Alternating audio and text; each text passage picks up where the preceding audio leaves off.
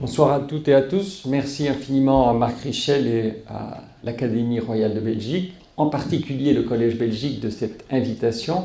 Je suis très heureux d'être là. C'est mon pays natal. Jadis, j'ai fait, comme Marc l'a rappelé, des études d'instituteur à l'école normale Saint-Thomas, qui s'appelle aujourd'hui la Haute École Galilée. Et lors de ces études, il était possible, en deuxième année, pour certains des étudiants, de faire un mémoire de recherche. Et lors de ce mémoire, j'ai découvert un livre de Jean Piaget, publié en 1945, qui s'appelle « La formation du symbole chez l'enfant ». Et ce fut une révélation, c'est-à-dire j'avais à peu près une vingtaine d'années, et j'y découvre qu'il existe une science de l'intelligence des enfants, avec vraiment la méthodologie de la recherche expérimentale. Et je me suis dit, on m'a caché ça, je ne savais pas qu'il existait ce type de science, et ça me permettait de conjuguer un goût pour la science, un goût pour l'humain, et pour la recherche. Et ensuite, j'ai poursuivi dans ce domaine. Les deux leçons que le Collège Belgique me permet de faire ont pour titre « La neuroéducation, une nouvelle science pour l'école ?» Point d'interrogation. Vous savez qu'on parle de plus en plus de neurosciences, de l'exploration du cerveau.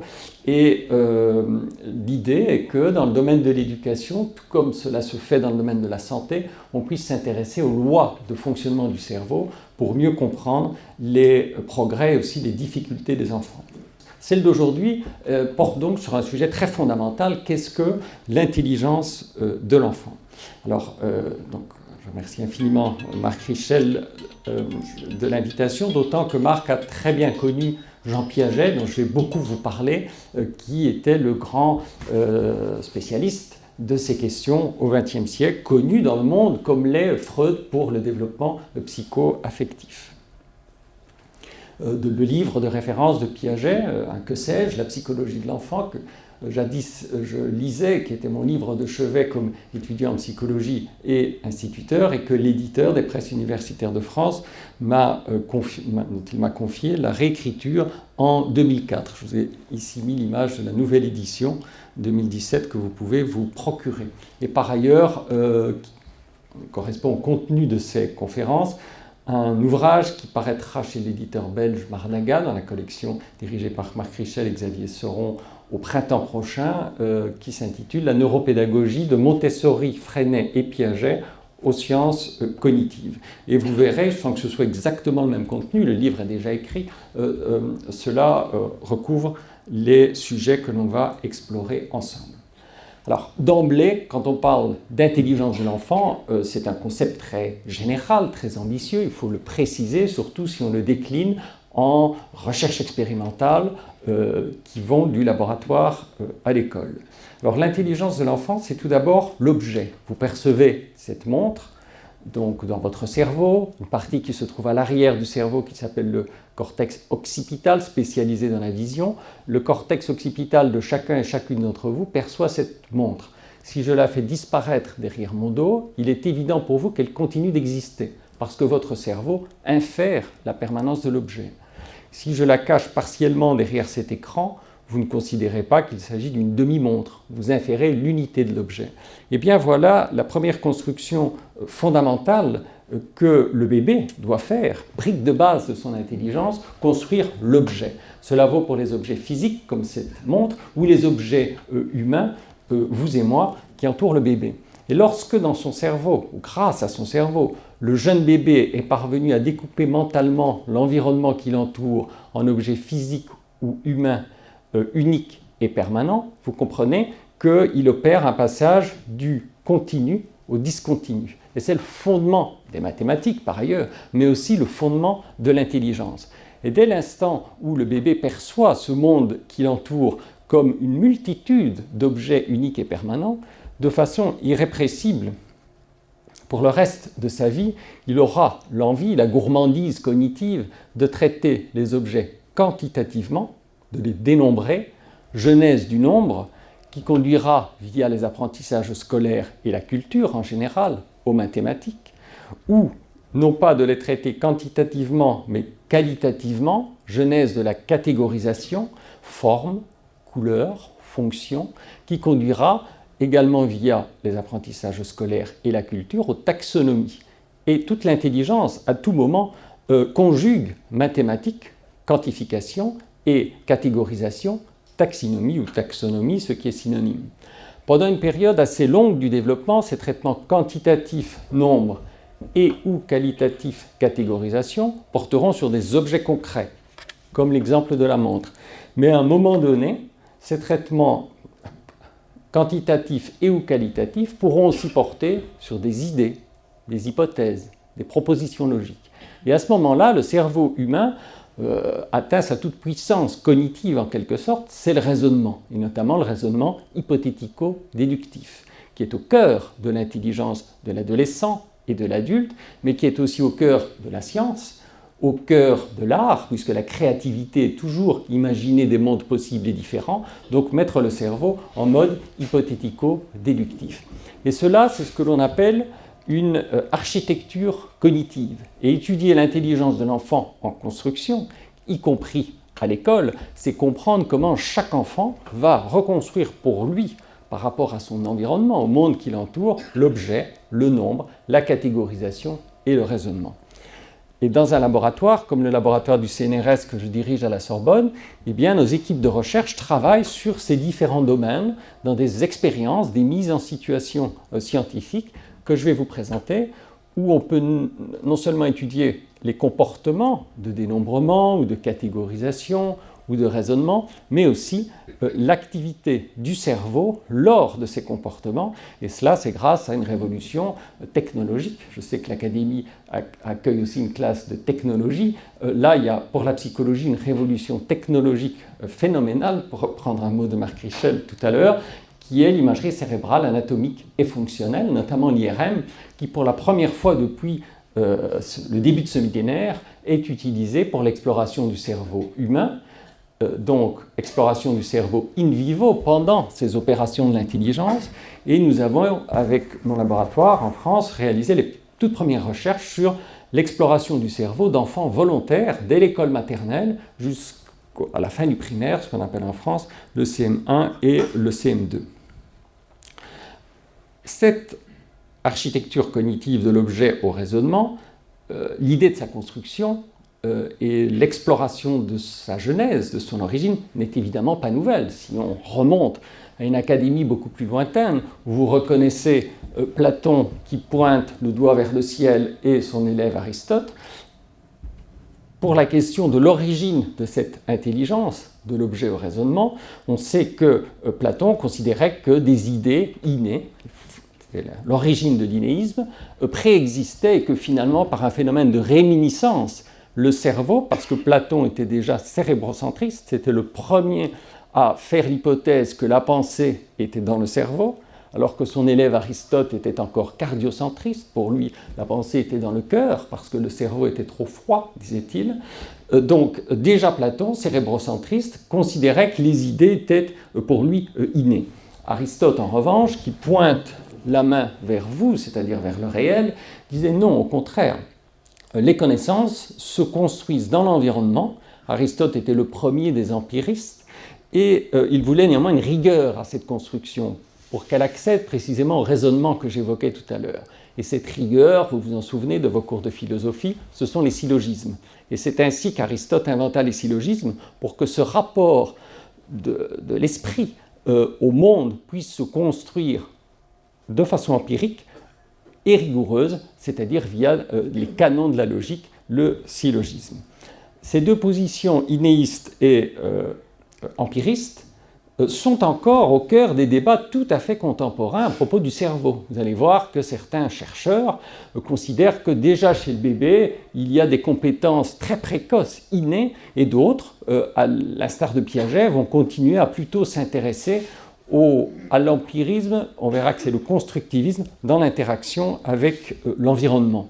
L'histoire de la psychologie a ainsi été animée par ces deux débats, innéisme et empirisme, repris par Descartes qui était innéiste, Locke qui était empiriste, Kant qui était à nouveau innéiste avec les a priori de l'entendement, et le seul et le premier, après 2 millénaires, au XXe siècle, à avoir réalisé une synthèse épistémologique magistrale entre l'innéisme issu de Platon et l'empirisme d'Aristote, c'est Jean Piaget, qui a fondé en épistémologie et en psychologie de l'enfant ce que l'on appelle et qu'il a appelé une troisième voie, le constructivisme. À savoir qu'il y a déjà un certain nombre de compétences précoces. Piaget parlait d'a priori fonctionnel, d'un inéisme fonctionnel dans certains schèmes d'interaction avec l'environnement, mais l'essentiel pour Piaget se construisait par l'expérience, par l'action de l'enfant, et en ce sens, il rejoignait Aristote, surtout que pour Piaget, le but de ce développement, c'était l'intelligence logique, logico-mathématique, c'est-à-dire les fameux syllogismes d'Aristote, révisés ou simplifiés par Descartes dans sa méthode, et ses règles pour la direction de l'esprit.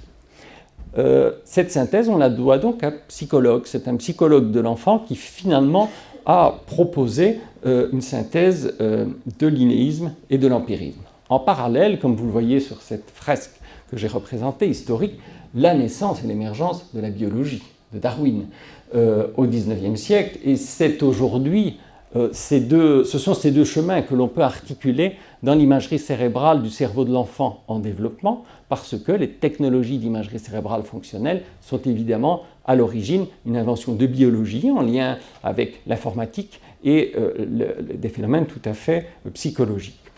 Après ce résumé très rapide de l'histoire, qu'il est toujours bien de rappeler pour les origines des questions les plus contemporaines, reste la question du progrès. Qu'est-ce qu'on appelle le progrès ?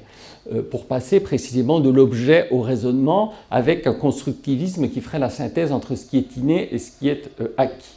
Mais Piaget avait une conception très linéaire du progrès. Je le rappelle pour ceux d'entre vous qui ne l'auraient pas étudié, une succession de stades sensorimoteurs, préopératoire, encore très intuitif, qui correspond à la période de l'école maternelle, opératoire concret, à partir de 7 ans, l'âge de raison, où pour Piaget, l'enfant avait de façon concrète ses opérations logiques de catégorisation, de dénombrement, et enfin, à l'adolescence et à l'âge adulte, le stade de la logique, du raisonnement hypothético-déductif que Piaget appelait formel.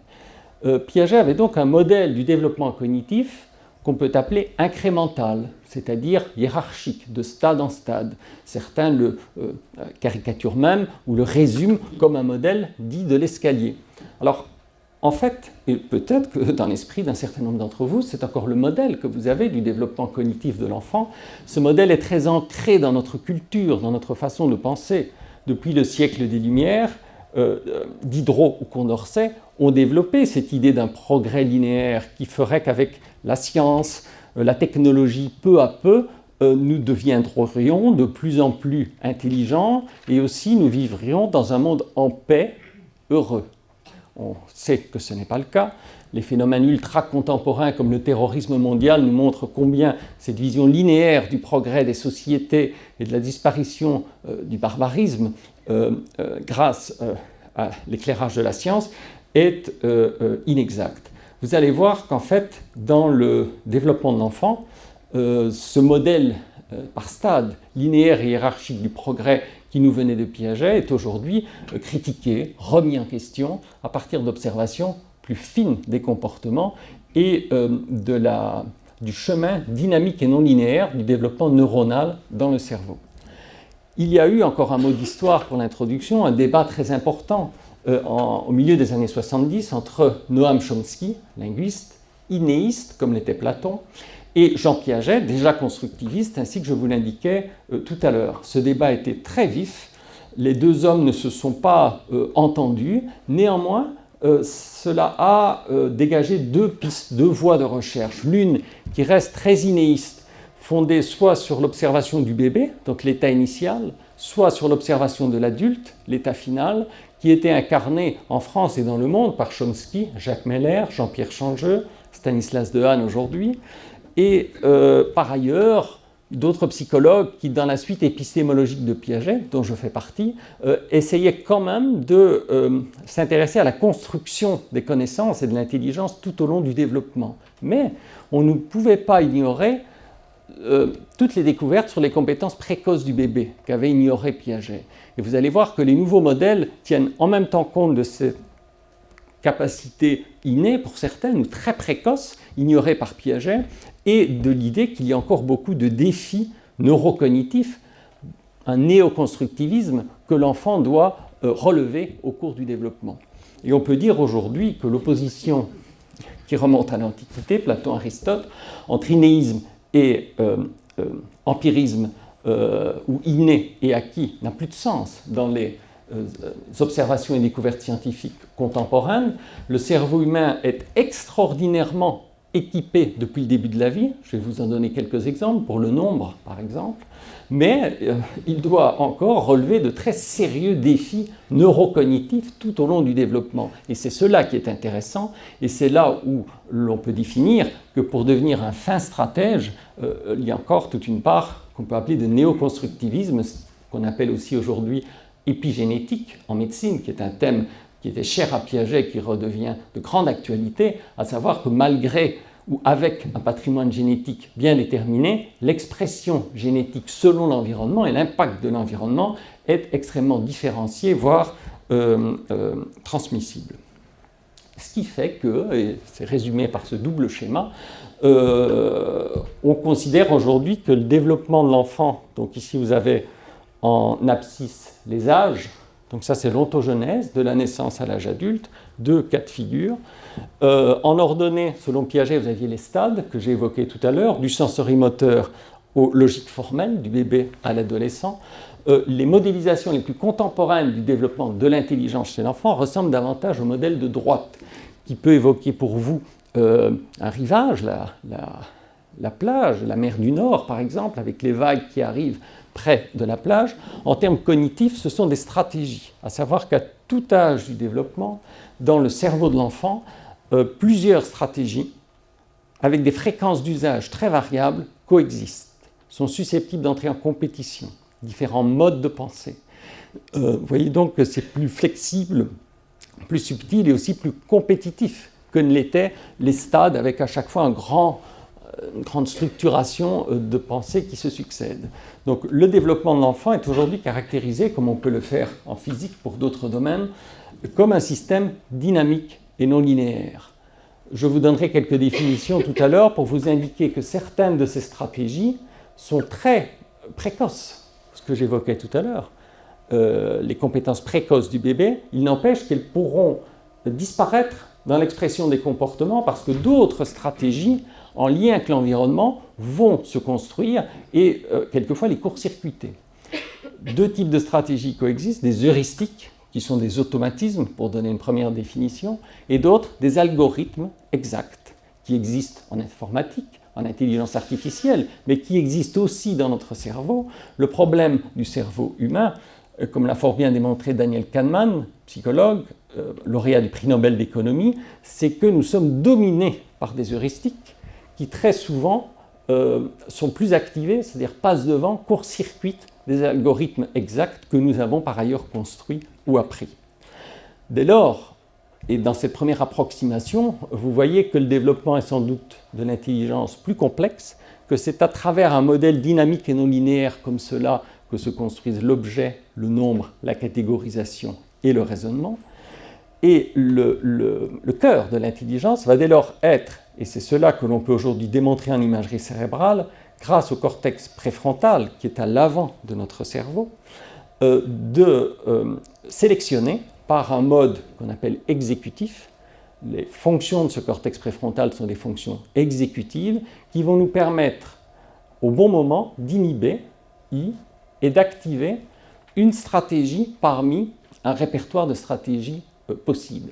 Et ce caractère exécutif de l'intelligence, d'inhibition et d'activation, qui est vrai, on le sait depuis le XIXe siècle, à tous les niveaux d'organisation du vivant. Sherrington avait découvert combien nous avions autant des neurones, pour dire vite, activateurs qu'inhibiteurs. Simplement, ce côté fondamental, substantiel, inhibition-activation du cerveau humain, en quelque sorte était oublié par les psychologues, en tout cas par Piaget, qui ne parlait que de coordination de schèmes ou de structures, c'est-à-dire de coactivation d'éléments, oubliant cette notion centrale d'inhibition dont il n'avait pas besoin dans un modèle incrémental, parce que les structures de pensée se succédaient les unes aux autres, les nouvelles remplaçaient les précédentes. Or, dans un modèle dynamique et non linéaire, le cœur de l'intelligence, c'est la sélection. C'est assez néo-darwinien d'ailleurs, c'est la sélection, et cette sélection, en fait, elle repose sur à peu près la moitié du cerveau qui est à l'avant de notre cerveau et dont on n'a jamais eu conscience de ce rôle exécutif. Pour vous donner des définitions plus précises que vous retrouverez, puisque les diapos seront mis à disposition de l'Académie, ces fonctions exécutives dont je viens de parler opèrent comme un filtre attentionnel en mémoire de travail, représenté par ce carré, filtre inhibiteur, suivi d'une activation. L'inhibition, en termes très simples pour les professeurs des écoles, les instituteurs, c'est résister aux automatismes ou aux habitudes, aux tentations, distractions, aux interférences cognitives. Cette inhibition, si elle fonctionne, donc l'inhibition d'un automatisme dominant, va déclencher un switching, une flexibilité par inhibition et ensuite activation, inhibition d'une heuristique automatique, activation d'un algorithme, ce qui permet au cerveau de s'ajuster au changement qui est le propre de l'intelligence dans des situations pièges ou dans des situations nouvelles, le tout dans une partie de notre mémoire qu'on appelle la mémoire de travail, c'est-à-dire les réseaux neuronaux ou les stratégies que j'évoquais tout à l'heure qui sont activées, mobilisées à un moment donné dans votre cerveau, dans le cerveau de l'élève, alors qu'il est en train de travailler. C'est cela qu'on appelle les fonctions exécutives. Inhibition, flexibilité en mémoire de travail, et il est maintenant tout à fait clairement déterminé que ces trois fonctions mobilisent des territoires emboîtés du cortex préfrontal.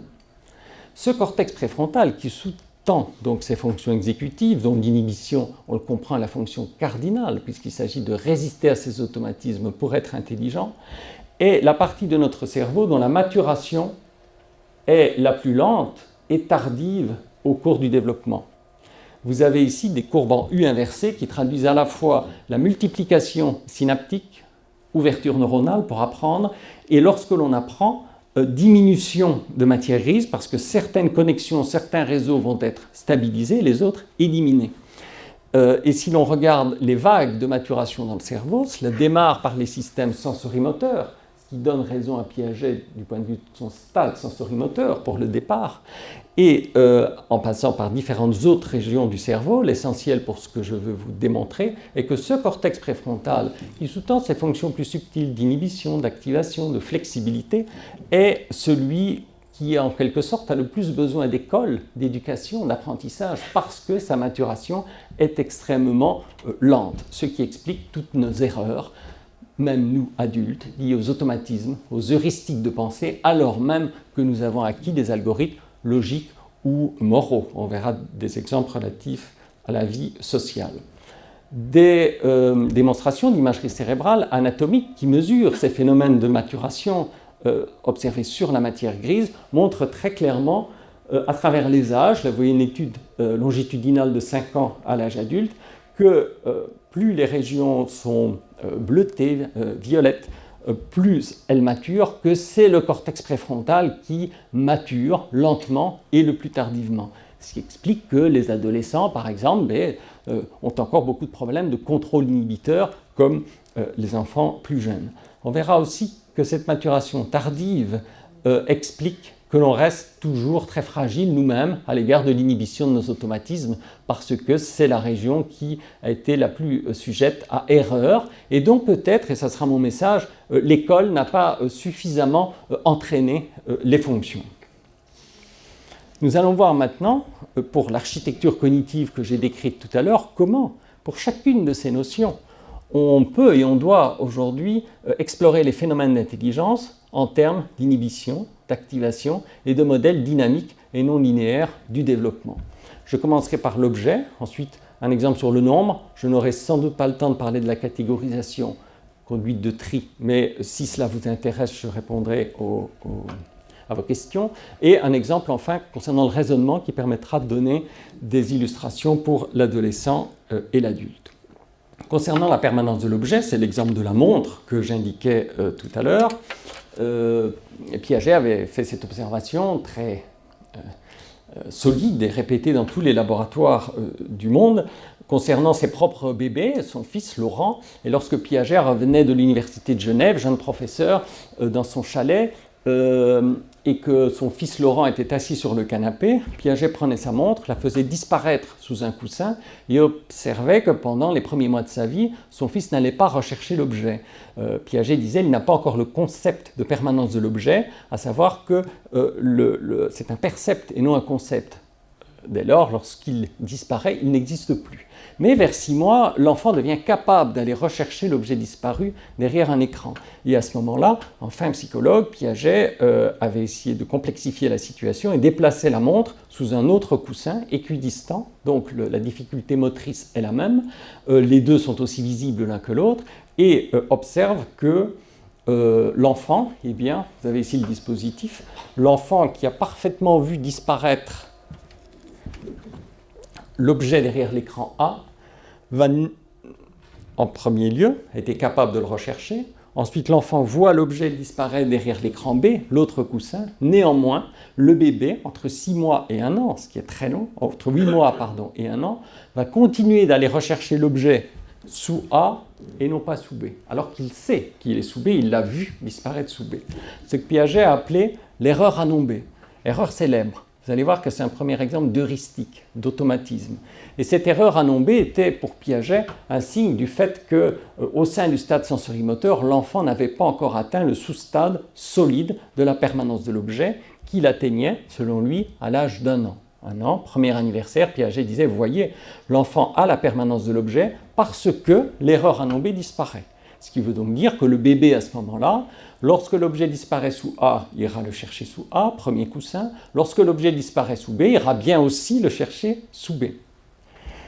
Le problème est que, après Piaget, et justement dans ce courant que j'évoquais tout à l'heure de recherche des compétences très précoces, voire selon certains innées du bébé, d'autres chercheurs ont démontré que dès 4-5 mois, au niveau visuel, par des surprises visuelles mesurées par vidéo et calcul statistique du temps de fixation visuelle du bébé, les bébés perçoivent très bien la permanence de l'objet. Je vous passe les détails du dispositif, mais l'objet, c'est le cube violet. Un écran se lève en rotation, cache à un moment donné le cube violet, et dans une condition expérimentale, l'écran continue sa rotation et traverse en quelque sorte la solidité de l'objet ainsi que sa permanence, et dans une autre condition, l'écran s'arrête à un moment donné, ce qui est logique si l'on présuppose la permanence du cube derrière l'écran en rotation, et revient vers le bébé. Et que ce dispositif ingénieux et des effets de miroir, des tas de contrôles, les chercheurs ont découvert que dès 4-5 mois, le bébé dispose de cet algorithme, de ce concept élémentaire de permanence de l'objet. Les bébés savent très bien que le bloc continue d'exister derrière l'écran en rotation. Vous comprenez qu'à ce moment-là apparaît, comme souvent en science, et c'est ça qui est intéressant, un paradoxe. Pourquoi, tout en ayant la permanence de l'objet, l'enfant va-t-il faire pendant plusieurs mois encore et jusqu'à l'âge d'1 an? Vous voyez un décalage de 8 mois, c'est énorme pour la vie d'un bébé, c'est la moitié de la vie d'un bébé, va faire pendant toute cette période l'erreur à non B. Et on a pu montrer, je vais vous résumer quelques découvertes, que c'est le début de la maturation du cortex préfrontal, et à ce moment-là, si on réanalyse les choses comme je vous l'ai proposé au début, vous comprenez que la difficulté pour l'enfant n'est pas tant de se souvenir de la permanence de l'objet derrière A ou B, mais est, dans son cortex préfrontal, d'inhiber un automatisme moteur, une heuristique, qui dans ce cas-là est, dans son cerveau, le geste pré-programmé vers A. Il a déjà un geste programmé vers A parce qu'il est allé rechercher l'objet préalablement vers A. Donc ce geste pré-programmé vers A, cette ébauche motrice qu'on peut aujourd'hui visualiser dans les régions prémotrices du cortex de l'enfant, ces régions prémotrices dominent. C'est une stratégie dominante et cette heuristique d'ébauche prémotrice doit être inhibée pour activer le geste vers B. Et c'est déjà là la genèse, le début de la flexibilité. Et c'est sur cet exemple, parce que je souhaitais qu'il y ait un exemple concret pour ajouter les définitions, que je vais reprendre les définitions précises d'heuristique et algorithme, qui sont ces stratégies qui peuvent entrer en compétition dans l'esprit et le cerveau de l'enfant. Dans l'exemple que l'on vient de voir, l'heuristique, c'est le geste préprogrammé vers A. C'est une heuristique motrice. L'algorithme exact, le comportement qui correspond, c'est le geste programmé vers B, qui est sous-tendu par la conscience de la permanence de l'objet à travers ses déplacements dans l'espace, c'est-à-dire de A vers B. Si le bébé décline cet algorithme exact, dont tout porte à croire qu'il le maîtrise depuis plusieurs mois, il devrait réussir. Or, l'heuristique, qui est une stratégie très rapide, très efficace, donc économique pour le cerveau, qui marche très bien, très souvent, mais pas toujours, c'est d'aller rechercher l'objet à l'endroit où on l'a trouvé antérieurement. De surcroît, Piaget répétait souvent cette situation, s'amusait à faire disparaître l'objet au même endroit, donc le bébé répétait, ce qui renforce l'heuristique, d'où la difficulté accrue d'inhiber cette heuristique motrice de gestes préprogrammés vers A. S'il l'inhibe, et c'est là tout le défi de cet âge-là, il parvient à ce moment-là à activer la connaissance qu'il a de la disparition de l'objet derrière B. Alors ceci est très important parce que ça veut dire que dès la construction de la brique de base de l'intelligence, souvenez-vous de l'architecture cognitive de l'objet au raisonnement, dès la construction de ces briques de base sont déjà insérés ces mécanismes exécutifs d'inhibition et d'activation du cortex préfrontal. Et après, ça va se décliner pour le nombre, pour la catégorisation, pour le raisonnement, à propos de stratégies qui seront plus complexes. Donc, articulé avec ces notions d'heuristique et d'algorithme, l'inhibition, c'est la capacité exécutive à résister aux heuristiques, les bloquer, pas pour toujours, puisqu'elles marchent très souvent, ce sont nos automatismes, et ils sont utiles les automatismes, les bloquer à un moment donné, dans une situation donnée, et les psychologues s'intéressent toujours à des situations particulières, et à l'adaptation par l'apprentissage dans des situations particulières, donc inhiber à un moment donné une heuristique pour activer l'algorithme lorsque l'heuristique induit en erreur. Et cette erreur à nommer, c'est l'ancêtre cognitif en quelque sorte des biais et erreurs de raisonnement de l'adulte et aussi de l'adolescent que nous allons voir tout à l'heure. Ce qui est très intéressant dans les découvertes d'imagerie cérébrale anatomique, c'est que précisément dans ces courbes de maturation que je vous montrais tout à l'heure, ici nous avons 12, c'est 12 mois, donc 1 an. C'est exactement le moment où toutes les études et les méta-analyses montrent le début de la maturation, c'est-à-dire de l'efficacité du cortex préfrontal. C'est ici que la courbe commence à diminuer, ça veut dire que dans certains domaines, le cortex préfrontal va être efficient, et en particulier dans le domaine moteur.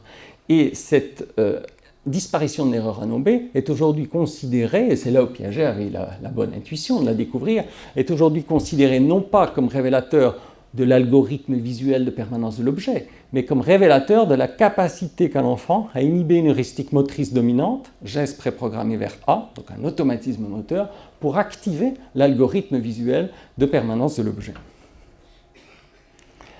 Ces fonctions exécutives, que je définissais tout à l'heure de façon très générale, vous les retrouvez sur cet exemple. Pour ne pas faire l'erreur à nommer, inhiber le geste vers A, switcher, être flexible, et si l'enfant tend le bras vers B et non vers A, c'est de la flexibilité. Elle est motrice, mais elle est aussi déjà intellectuelle, puisqu'elle suit ce jeu d'inhibition et d'activation vers la permanence de l'objet, le tout en mémoire de travail, c'est-à-dire les informations que le bébé a sur les écrans, l'objet, les gestes qu'avait fait l'expérimentateur. Cette définition donc de notion que vous avez pu apprendre par ailleurs pour les psychologues, vous voyez comment elle se décline déjà dans la genèse de l'origine de l'intelligence chez le bébé. Mon laboratoire a, à partir de cet exemple et beaucoup d'autres que je vous ai présentés, construit une théorie nouvelle qui intègre 3 systèmes. Le système des heuristiques.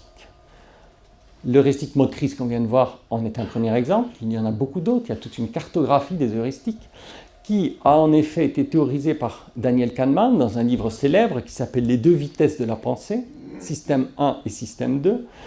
Kahneman n'a pas étudié les enfants, mais les adultes, et observé que les adultes sont très souvent irrationnels, heuristiques précisément, ce qui lui a valu, comme je l'évoquais, le prix Nobel d'économie, parce qu'il a mis par ses études en cause le postulat rationnel des agents économiques. Ce n'était pas rien, évidemment, puisqu'on pense en général que pour les questions économiques ou pour l'argent, on est sérieux, on est rationnel, on ne se trompe pas. Eh bien, ce n'est pas comme cela que ça se passe. Et très souvent, dans des situations de jugement, de prise de décision financière, on a des biais de raisonnement massifs. Ce qui est tout à fait contraire à la vue de Piaget, selon laquelle l'adolescent et l'adulte, sauf cas exceptionnels, disait-il, doivent être logiques, rationnels, formels.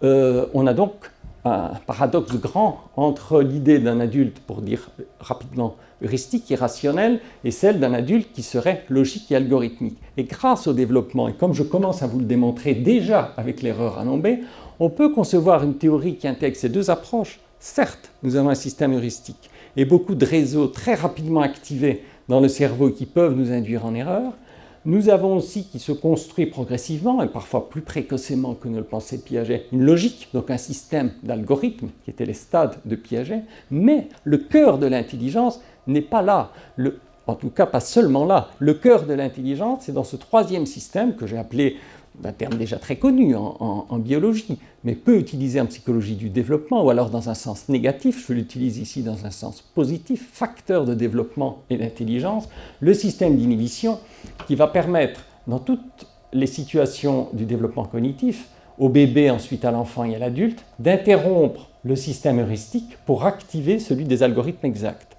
qui sera donc une fonction d'arbitrage. C'est en ce sens qu'on appelle l'inhibition une fonction exécutive, cardinale, contrôler l'exécution de ses pensées, de ses conduites, de son comportement.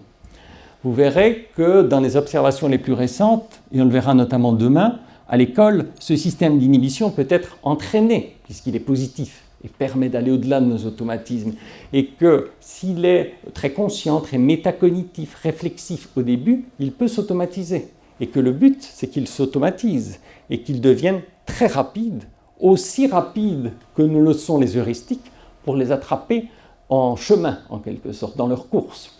Toute la théorie de Kahneman, et son livre s'appelle ainsi, est fondée sur les deux vitesses de la pensée. Ici, la question de la vitesse est décisive, que ce soit la vitesse cognitive ou la vitesse neuronale. Les heuristiques, je l'ai dit rapidement dans la définition, leur propriété, c'est qu'elles sont rapides, elles vont vite, elles sont beaucoup plus rapides que les algorithmes. Les algorithmes, je crois que j'ai oublié de dire la définition d'algorithme. L'algorithme est une stratégie plus lente, plus analytique, qui demande un effort cognitif, mais qui, elle, donc la stratégie algorithmique, conduit toujours au bon résultat. Alors que l'heuristique marche très bien, très souvent, mais pas toujours. Donc si l'enfant utilise l'algorithme visuel de permanence de l'objet, le bébé, il ne doit pas faire l'erreur à nommer, mais son heuristique motrice, aller rechercher l'objet là où il se trouve d'habitude, est plus forte. Cette heuristique motrice du bébé, on l'a toujours. Ce n'était pas un stade, comme le pensait Piaget. Vous savez, comme moi, qu'on a tous tendance, quelquefois, à aller rechercher un objet là où on sait qu'il n'est pas, mais parce qu'il y est d'habitude. On va quand même voir. Et on peut montrer qu'avec un certain niveau de stress et d'émotion, on refait énormément d'erreurs à nommer, chez l'enfant plus grand, voire chez l'adulte.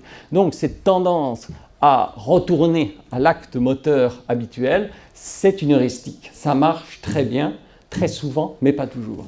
Et donc l'algorithme exact, c'est l'inverse. Ce qui veut donc dire que le système inhibiteur permet d'interrompre, dans les quelques fois, il n'y en a pas beaucoup, mais ce sont sans doute pour beaucoup toutes les erreurs à l'école, tous les blocages cognitifs, quelquefois où l'heuristique surapprise ne marche pas et où il faut l'inhiber. Un exemple un peu plus tard dans le développement pour le nombre, qui va être encore plus éclairant pour vous, je l'espère, et qui se réfère là également à une situation tout à fait emblématique de Piaget. Pour Piaget, il fallait donc attendre le passage du stade 2 au stade 3 pour que l'enfant acquiert le concept de nombre, le concept opératoire, qui coïncidait avec le début de l'école élémentaire, le moment où en effet on commence les apprentissages de mathématiques initiales.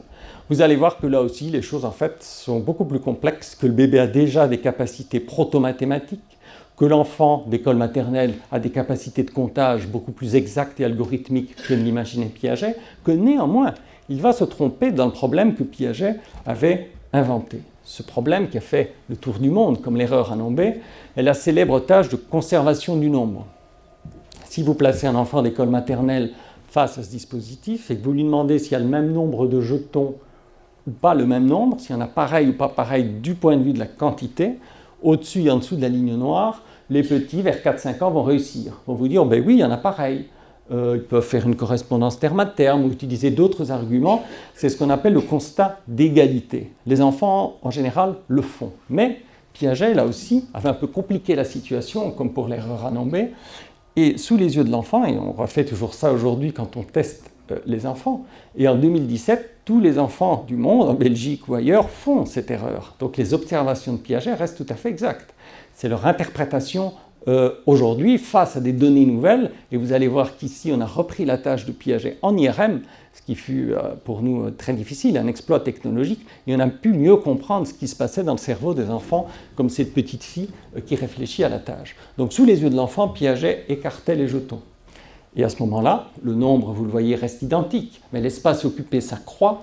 Il reposait la même question à l'enfant sur la quantité, sur l'équivalence numérique. Et là, surprise, jusqu'à 6 ans, parfois 7 ans, les enfants répondent « Ah ben non, il n'y en a plus pareil ». On demande à l'enfant pourquoi, et l'enfant vous dit « Tu vois bien, il y en a plus là parce que c'est plus long ». Piaget disait « L'enfant est au stade préopératoire, stade 2 ». Il disait aussi l'enfant est intuitif, il est enfermé dans son intuition spatiale. Piaget disait même que l'enfant est emprisonné dans ses intuitions. Et ce n'est qu'au stade suivant, grâce à la logique, à des opérations réversibles et d'autres choses, que l'enfant réussit cette tâche et parviendra après 6-7 ans à dire ben non, c'est pareil, il y en a toujours le même nombre, tu peux les rapprocher, où l'enfant va faire le double comptage. On a longtemps cru à l'interprétation de Piaget, à savoir qu'en effet, c'était cette tâche, comme d'autres, l'inclusion des classes pour la catégorisation, par exemple, ou toutes les conservations de liquides, de substances, de volumes, toutes ces tâches échouées en maternelle et réussies de façon synchrone à partir de 6-7 ans, au début de l'école primaire, toutes ces tâches révélaient le changement de stade. Je rappelle que Piaget était structuraliste, comme l'était à l'époque Lévi-Strauss, et que c'était la mode structuraliste en sciences humaines. Donc cette idée de stades qui correspondent à des structures qui se succèdent et que chaque structure exige le synchronisme de réussite dans des domaines très variés, conservation du nombre, mais aussi, comme je l'évoquais, toutes les autres conservations, voire l'inclusion des classes, paraissait très cohérent. C'était convaincant. Mais ce n'est pas parce que c'est convaincant en sciences que c'est exact. D'où sont venues les contradictions? Je refais un bond en arrière, puisque le développement est dynamique et non linéaire, chez le bébé. On le sait aujourd'hui, et ça en effet, c'est après le débat Piaget-Chomsky, ce sont des études qui, en dehors du langage, ont été faites pour le nombre, les compétences proto-mathématiques, que très tôt, les bébés font des maths, entre guillemets. Je vous en donne quelques exemples. Le plus intéressant par rapport à la situation de conservation du nombre que je viens de vous présenter, et ce type de dispositif que vous voyez ici, sans que je rentre dans le détail, je vous indique que le bébé perçoit simplement visuellement, donc on est bien avant 2 ans, le langage articulé n'existe pas encore, l'intelligence du bébé est testée via ses réactions visuelles. Théodule Ribot, qui fut un grand psychologue, fondateur de la psychologie française, disait dans un livre sur la psychologie des sentiments, publié à peu près en 1900, que la surprise chez le bébé est la première forme de sentiment intellectuel. Et c'est ce qui est utilisé aujourd'hui comme technique expérimentale en sciences cognitives pour évaluer l'intelligence des bébés avant l'émergence du langage, c'est la surprise visuelle. Est-ce que les bébés sont surpris pour certains événements par rapport à d'autres? S'ils transgressent, par exemple, la permanence de l'objet, ce qu'on a vu tout à l'heure avec l'écran qui continuait sa rotation malgré la présence de l'obstacle. Si le bébé est surpris par cette scène, qui est magique, qui est impossible physiquement, il y a un trucage, c'est qu'il dispose du concept de permanence de l'objet. De la même façon, pour le nombre, cette technique de magie ou de surprise visuelle a été utilisée et a révélé que dans les dispositifs où les alignements de jetons changeaient soit par leur longueur, soit par leur nombre, très très tôt, les bébés détectent l'invariance du nombre par rapport à la longueur. C'est-à-dire sont surpris quand le nombre de jetons change d'une présentation à l'autre, mais pas si c'est simplement l'espace qui a changé. Donc cet algorithme même, et là on est au cœur de ce que Piaget appelait la conservation du nombre, l'algorithme d'invariance du nombre par rapport à la longueur existe déjà de façon exacte dans ces situations-là, très proche de l'épreuve de Piaget, au niveau visuel dès 4-5 mois. Ce qui est un exemple de ce que j'évoquais théoriquement au début, de capacité chez le bébé, donc au tout début de l'ontogenèse, déjà très élevée dans des domaines où pour Piaget on en était encore qu'à 2 stades précédents, puisqu'on n'est qu'au sensorimoteur.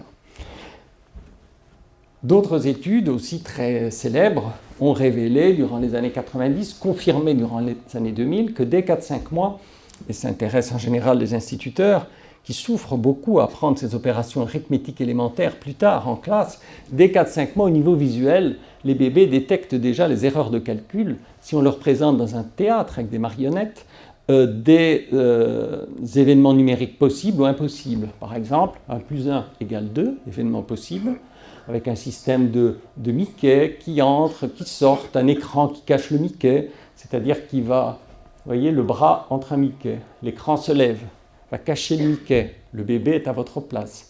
Vous voyez déjà que ce dispositif présuppose de la part du bébé la permanence de l'objet, le Mickey qui disparaît derrière l'écran. Ensuite, dans l'espace vide, la main va introduire un deuxième Mickey, plus 1, qui présuppose de garder en mémoire de travail le premier. Et à ce moment-là, le cerveau fait déjà des inférences, imagine le résultat, et si lorsque l'écran s'abaisse, le bébé voit 2 Mickey, pour dire simplement il est content, c'est-à-dire qu'il regarde rapidement, ça ne le surprend pas, et s'il voit apparaître un Mickey, qui est une opération incorrecte, 1 plus 1 égale 1, il est surpris. De la même façon, s'il voit apparaître 3 Mickey dans une autre condition expérimentale, qui montre que sa surprise visuelle est extrêmement précise. 1 plus 1, ça doit faire 2, ni 1, ni 3. Et la même expérience très élégante avait été faite pour la soustraction, 2 moins 1, qui devait être égal à 1. Et dans ce cas-là, le résultat qui était possible pour la soustraction était précisément le résultat qui était impossible par définition pour l'addition. Donc de façon extrêmement ciblée, pas du tout liée au hasard, avec un algorithme arithmétique visuel extrêmement précis, dès 4-5 mois, les bébés détectent des opérations arithmétiques élémentaires que plus tard, à travers le langage, sur le tableau, on a énormément de difficultés à faire acquérir. Autre exemple de connaissance déjà numérique, donc là on est au deuxième échelon de l'architecture cognitive, le nombre, montré beaucoup plus récemment concernant les statistiques.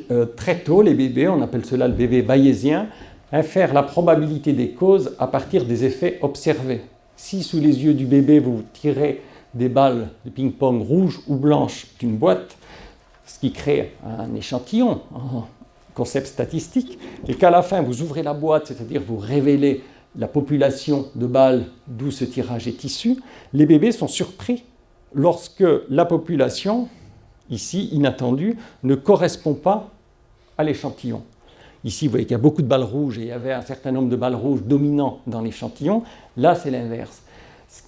Cette étude visuelle et aussi beaucoup d'autres sur les sons ont montré que très tôt, les bébés ne perçoivent pas seulement ce qui est indiqué là, les effets observés, qu'ils soient visuels ou auditifs pour le langage, mais à tout moment infèrent, imaginent des structures abstraites d'où pourraient être issus les événements qu'ils observent.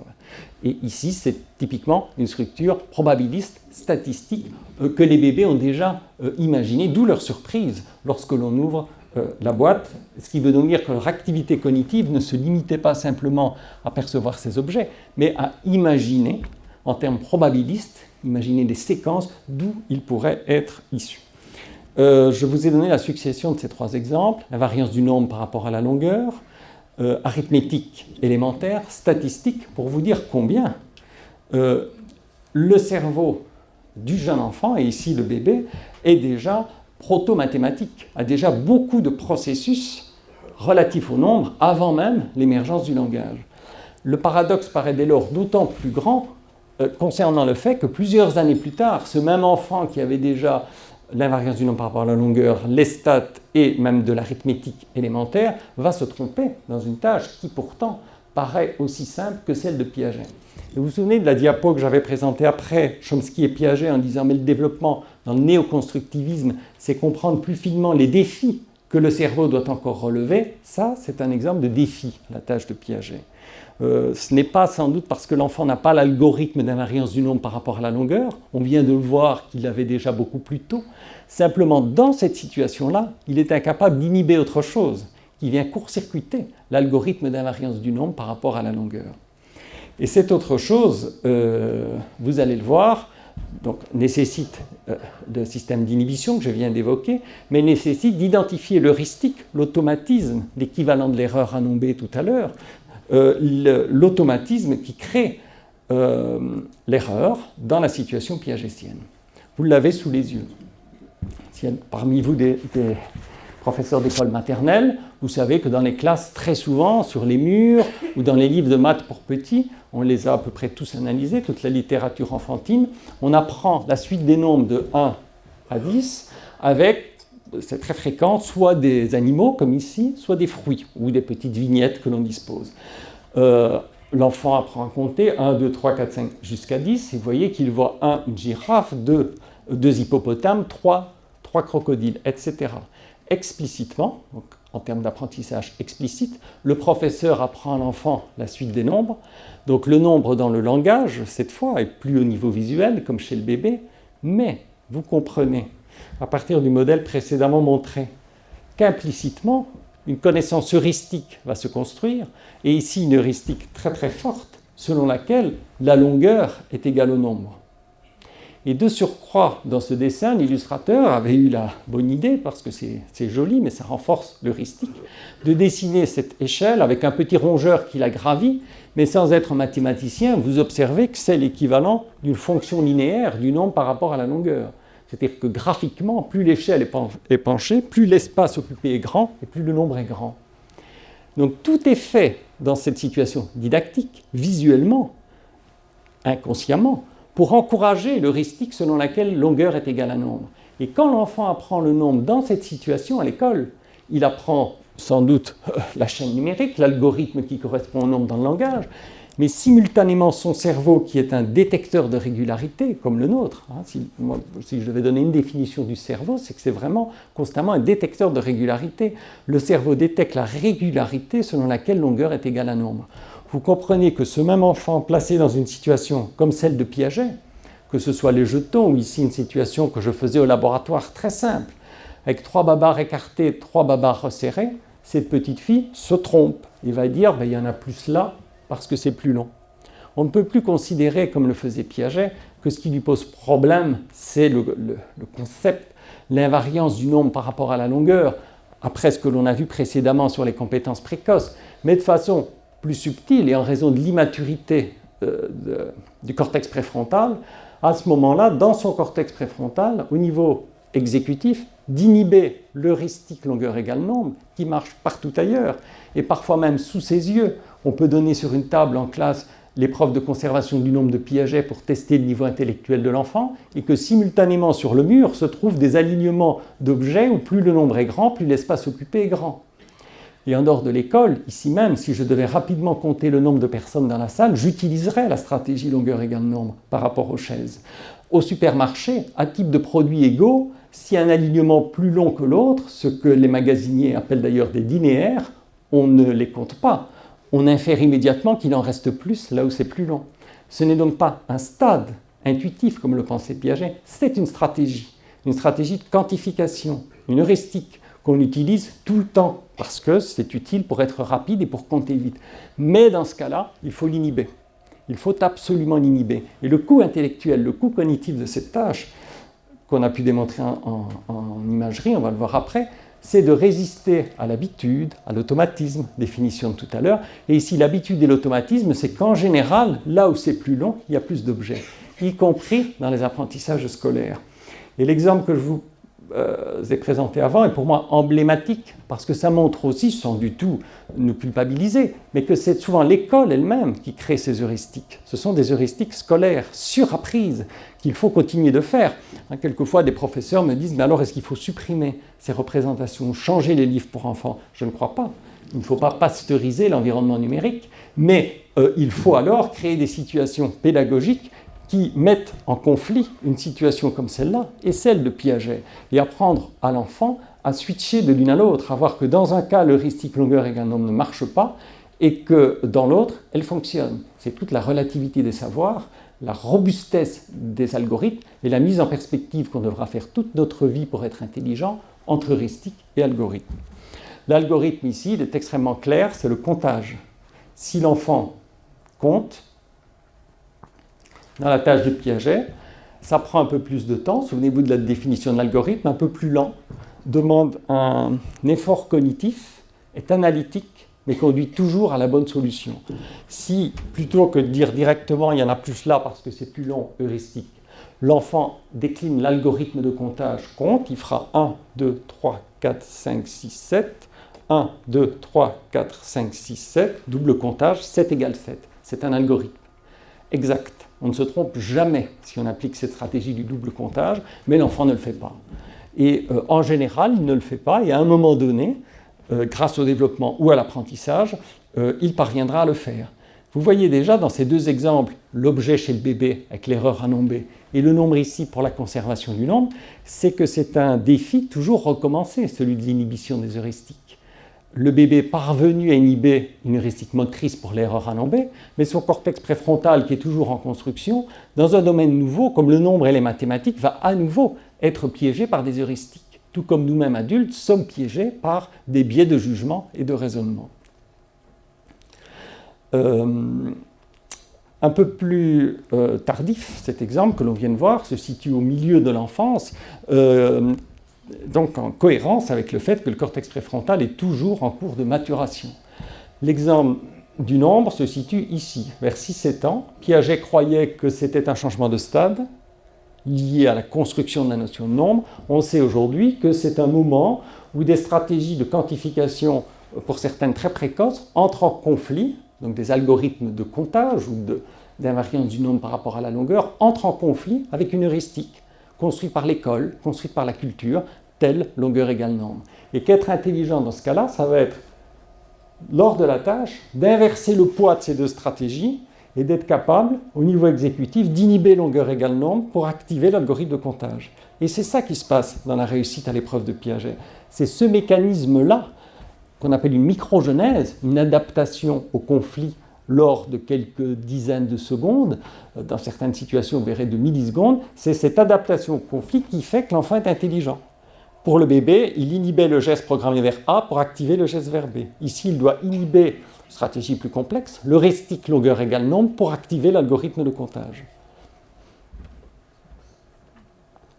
Alors cela, comme c'est une tâche quand même très emblématique et qui a aussi fait le tour du monde, longueur égale nombre, on voulait vraiment en avoir le cœur net en construisant une expérience d'imagerie cérébrale, anatomique et fonctionnelle, où les enfants vont aller dans l'IRM, des enfants d'école maternelle et ensuite des enfants plus grands, et vont avoir à résoudre la tâche de Piaget.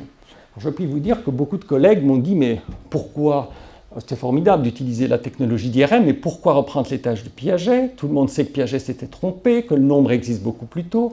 Au contraire, moi j'ai absolument tenu, là c'était de la résistance épistémologique, à comprendre ce qui se passait dans la tâche de Piaget, puisque les enfants se trompent toujours. Même si les bébés sont très compétents, ou plus compétents qu'on l'imaginait en mathématiques, pourquoi l'enfant se trompe dans la tâche de Piaget? Et là, sans doute, comme dans une enquête policière, on touche à ce qui est vraiment le cœur du développement de l'intelligence. Et chez tous les enfants que vous avez sous les yeux, de la grande section, donc au CM1, CM2, chacun que vous voyez là a passé une IRM, comme le fait l'enfant sur cette photo, et a eu à résoudre la tâche de Piaget. Certains se sont trompés, on regarde ce qui se passe dans leur cerveau, et d'autres ont réussi.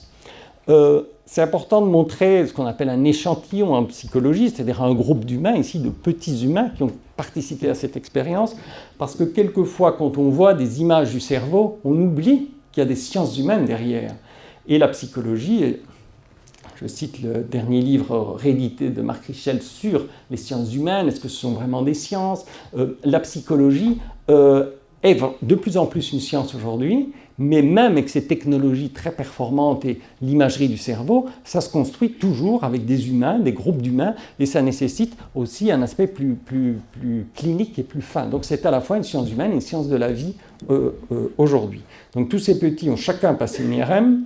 Là, vous voyez d'abord qu'ils ont survécu, puisqu'ici on est à la fin de l'expérience, et à l'expérience, l'image précédente, c'était aussi à la fin de l'expérience. Nous étions dans ce qui s'appelle en France les SP, l'équivalent des UFM, dont j'ai oublié, enfin haute école je crois, comme la haute école Galilée, là où on forme les professeurs. Et à la fin de l'expérience, dans l'amphithéâtre de l'IFM, tous les enfants réunis sur l'estrade se présentaient à leurs parents, à leurs familles, à leurs professeurs, et nous venions avec mon équipe de leur montrer ce qui se passait dans leur cerveau. Donc là, c'était vraiment tout à la fin de l'expérimentation. Là, c'est un enfant donné qui, après un mercredi, en général, le jour où ils n'ont pas école, avait passé l'IRM, reçoit un cadeau, leur offre un cadeau, compte tenu du fait qu'on ne rémunère pas les enfants, et tout ça est contrôlé par des lois bioéthiques extrêmement précises en France, et l'enfant est sous le regard de ses parents et de membres de l'équipe.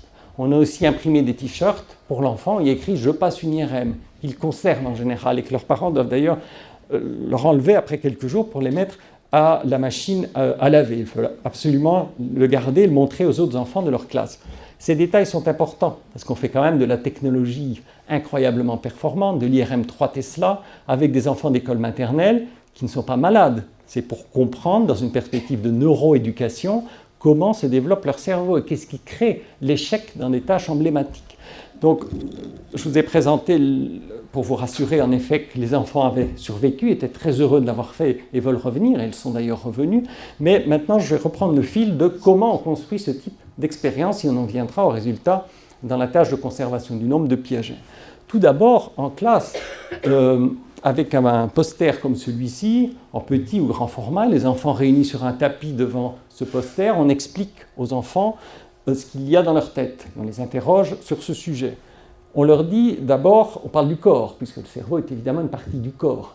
On leur dit qu'on peut mesurer le corps, ce qu'ils savent, puisqu'ils peuvent se mesurer leur taille. Et vous savez combien les enfants sont soucieux chaque jour à la maison de mettre une petite barre pour le centimètre ou le demi-centimètre qu'ils ont pris. Donc c'est bien par la notion de taille que l'on peut introduire la mesure du corps. Si deux enfants se mesurent avec un mètre ruban, 2 fois, 3 fois, à chaque fois la mesure sera différente. Ils vont prendre conscience de l'inexactitude de la mesure, d'où l'instrumentation, la toise. En général, ils ont déjà fait une visite médicale et ont l'expérience de cela. Au final, ça sera pour introduire l'IRM, instrumentation, mesure, exactitude scientifique de la mesure. Le jour où on fera l'expérience au laboratoire, un mercredi avec les enfants, ils seront en présence d'un psychologue, de biologistes, d'informaticiens, de neuroscientifiques, et on combine ces compétences en général, des gens que les enfants d'école maternelle ne rencontrent pas. On les rencontre à l'université ou dans sa famille, si c'est une famille de scientifiques. Donc il faut aussi expliquer qu'ils vont rencontrer des professionnels de la mesure. Donc rien n'est laissé au hasard sur un schéma comme ça qui paraît classique.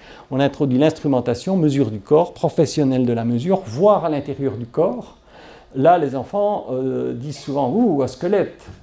Ils ont peur, ça les fait rigoler en même temps. Ils disent « ça va faire mal ». On introduit à ce niveau-là le fait que c'est une technique indolore. On ne leur dit pas cela, mais on leur dit non, ça ne fait pas mal, il n'y a pas de piqûre. Et c'est parce que l'IRM, donc révolution technologique formidable de la fin du XXe siècle, est une technique non invasive et indolore qu'on a pu l'utiliser avec des enfants, et des enfants sains, c'est-à-dire des enfants volontaires pour comprendre les mécanismes d'apprentissage dans leur cerveau. Enfin, on demande aux enfants ce qu'il y a dans la tête. Bon, aujourd'hui, ils le savent de plus en plus, mais beaucoup ne savent pas, enfin, quelquefois, ils ne savent pas qu'il y a un cerveau, et surtout, il y a un débat pour savoir si tout le monde a un cerveau en classe.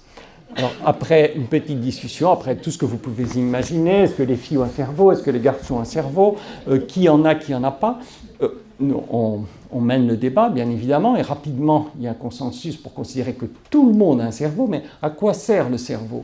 Et souvent, les enfants disent pour réfléchir, pour faire du calcul. Ce qui est intéressant, ils associent cerveau à difficulté. Et on leur dit, est-ce que pour faire du foot, il faut un cerveau? Ah ben non, disent-ils. On leur dit, ben si, pour faire du foot, il faut un cerveau. Pour respirer, il faut un cerveau. Le cerveau contrôle tout ton corps, c'est le chef d'orchestre de ton corps. Et ainsi, on amène à ce rôle du cerveau, et on dit, pour apprendre à l'école, tu as aussi besoin d'un cerveau. Mais on ne sait toujours pas comment voir le cerveau. Et là, on fait des exercices de philosophie naïve ou d'épistémologie avec les enfants, et on leur demande d'imaginer comment on pourrait voir le cerveau. Et c'est une anecdote que je raconte souvent. Un petit garçon m'avait dit « Oh ben c'est facile, il y a de grandes sections de maternelle, il n'y a qu'à envoyer les bestioles, dit-il. » Alors, ceux d'entre vous qui s'occupent de maternelle, vous pouvez imaginer ce que sont les bestioles à cet âge-là, qui préoccupent beaucoup les enfants et les parents. Ce sont les poux qui sautent de tête en tête. Et il y a des livres, d'ailleurs, pour enfants qui s'appellent « Les bestioles, l'histoire des poux ». Et alors les enfants rigolent, il faut surtout utiliser ce type d'intuition. On dit à l'enfant, très bien, mais comment ferais-tu avec les bestioles? Et cet enfant avait répondu, les cheveux sont des tubes, les bestioles vont rentrer par le tube, aller voir le cerveau, remonter par le tube et nous dire ce qu'elles ont vu. Ce qui était une très belle réponse. Par l'imaginaire enfantin, il avait en quelque sorte reconstruit ce qui était découvert scientifiquement et technologiquement, c'est-à-dire une technique d'imagerie cérébrale, anatomique et fonctionnelle qui peut, à travers la boîte crânienne, voir in vivo le fonctionnement du cerveau et nous envoyer, je n'ai pas le temps de détailler, des informations qui font que sur ordinateur, on va avoir une reconstruction tridimensionnelle, millimétrique, point par point, du cerveau de l'enfant.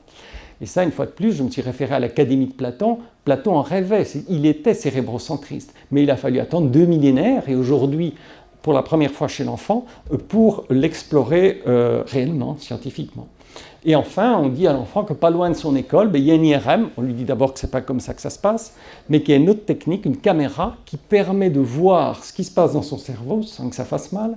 Il est allongé dans la caméra sous la protection et le conseil d'un médecin, et on peut, s'il reste bien immobile, sinon l'image sera floue, voir ce qui se passe dans son cerveau. Et on apprend à l'enfant le cycle de l'IRM, imagerie par résonance magnétique. Et les enfants aiment beaucoup apprendre les mots nouveaux ou les sigles. Donc, quand on retourne à l'école, après cette séance initiale, ils courent vers nous, en général, dans la cour de récréation, ils disent « Monsieur IRM » ou « Madame IRM ». Vous voyez comment, par tous ces détails, on nomme des choses essentielles. On leur dit que c'est un jeu, la science, mais un jeu scientifique avec des règles très sérieux, qu'il faut suivre les consignes. Et on a introduit l'instrumentation, la mesure du corps, voir à l'intérieur de la tête et explorer le cerveau.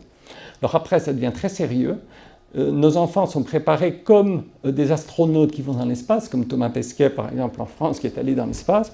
Minutieusement, à l'école, on construit, par exemple, en carton avec l'enfant, selon un plan, une maquette de ce que sera l'antenne de l'IRM, l'antenne de résonance magnétique. Si vous avez passé une IRM, vous savez que votre tête était introduite dans ce type d'antenne qu'on appelle le casque de chevalier, que chaque enfant a construit en carton avec du scotch et le met sur sa tête en jouant au chevalier. On l'entraîne à ce que, une situation qui n'est quand même pas naturelle, à ce qu'il ait la tête confinée dans ce qui sera l'équivalent du casque de l'IRM.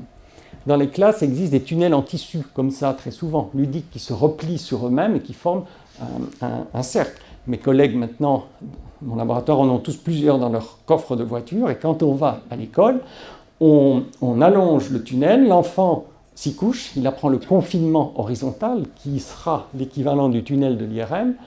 Il met le casque de chevalier quand il est dans le tunnel, et comme ce tunnel est en tissu, on l'a découpé, on a introduit une tablette tactile numérique, et sur l'écran, l'enfant va par exemple, c'est ce qu'on a fait dans ce cas-là, voir l'épreuve de conservation du nombre de Piaget. Et il aura dans les mains, on ne le voit pas bien ici, mais on le verra après, un boîtier réponse avec une touche lisse et une touche rugueuse, qu'on a dû construire de façon tactile, parce que sinon, lorsque l'enfant est couché, quand il répond, tous les enfants, et vous et moi aussi, on regarde nos doigts, coordination, vision, préhension, quand on répond. Or, il ne faut surtout pas que l'enfant bouge et qu'il reste bien allongé. Donc la seule façon de court-circuiter l'envie de regarder ses doigts, c'est qu'au niveau tactile, les touches soient suffisamment discriminantes. Et c'est ainsi qu'on a eu l'idée, avec mes collègues, de construire une touche toute lisse, comme une demi-bague, et une touche rugueuse. Et les enfants ont appris dans d'autres petites tâches que rugueux c'est pas pareil et lisse c'est pareil. Ce qui fait que lorsque l'enfant sera confronté à la tâche de Piaget, s'il juge que la quantité est la même, il appuiera sur le bouton lisse, et s'il juge qu'elle est différente, il appuiera sur le bouton rugueux. Vous voyez comment, avec toutes ces inventions, à la fois technologiques, scientifiques et de psychologie presque clinique de l'enfant, on va pouvoir faire un petit exploit, c'est-à-dire mettre des enfants dès la grande section de maternelle dans l'IRM pour observer ce qui se passe dans leur cerveau. Et pourquoi est-ce intéressant de le faire dans une tâche de Piaget ? Parce que Piaget était convaincu, du point de vue épistémologique, que l'intelligence de l'enfant, disait-il, est la forme, ou une des formes optimales de l'adaptation biologique. Donc c'était une obligation scientifique et intellectuelle aujourd'hui d'utiliser les technologies les plus performantes de la physique, de l'informatique, pour explorer précisément comment l'enfant devient intelligent, comment il change de stade. Aujourd'hui, on ne parle plus de stade comme vous l'avez vu, mais comment il change de stratégie alors qu'il est confronté à ce type de tâches. Là, je passe rapidement sur les photos parce que vous avez l'explication, c'est pour que vous voyez la mise en situation. C'est une journaliste du magazine La Recherche qui a fait ce reportage. On a aussi préenregistré les bruits d'IRM pour que l'enfant ne sursaute pas, il soit familiarisé. Et donc les enfants entendent ce bruit et disent « Oh, c'est comme de la musique techno ». C'est pas très harmonieux, mais ils dansent dessus et donc ils se familiarisent également au bruit. Là, c'est l'enfant qui signe son consentement éthique avant, même si c'est celui des parents, s'agissant de mineurs, qui juridiquement est essentiel. La petite fille, j'ai oublié de vous dire qu'on leur apprend à faire le jeu de la statue, ce que les enfants font déjà au cours de gym ou en récréation, mais là, c'est le jeu de la statue alors qu'ils seront dans l'IRM. Et quand ils seront couchés dans la machine, on leur dira, via un système vidéo, statue. Et quand ils entendent statue, ils ne bougent plus. Et ils aiment beaucoup faire cela. Voilà, l'ultime préparation. Vous voyez comment avec mes collègues, sous le regard de la maman, les enfants sont minutieusement préparés. Et là, au final, c'est avec tout cela qu'on est parvenu à mettre l'enfant dans une situation comparable au test aux épreuves, aux tâches classiques d'intelligence comme celle de Piaget, alors qu'on observera in vivo son fonctionnement neuronal. Vous voyez que l'enfant a en main les deux touches qui lui permettent de faire un jugement. On a inventé là un paradigme expérimental de neuroimagerie pour la psychologie du développement, parce qu'ici il s'applique au nombre. Mais souvenez-vous de l'architecture cognitive, objet, nombre, catégorisation, raisonnement. Avec ce dispositif, vous pouvez tester tous les aspects, et on l'a fait. On le fait avec des enfants plus grands, des adolescents, pour une tâche de raisonnement. Ils doivent prendre une décision pour savoir si un syllogisme est correct. S'il est correct, ils appuient sur le bouton lisse, incorrect, rugueux. On l'a fait pour des tâches de catégorisation. On peut le faire pour des tâches de permanence de l'objet. Donc, chacun de ces domaines de l'intelligence peut être, avec un dispositif comme cela, réévalué, puisqu'au final, toutes nos décisions, même des décisions politiques à haut niveau, finissent toujours par oui ou non, par un choix ou l'autre, même si avant, certaines stratégies sont complexes.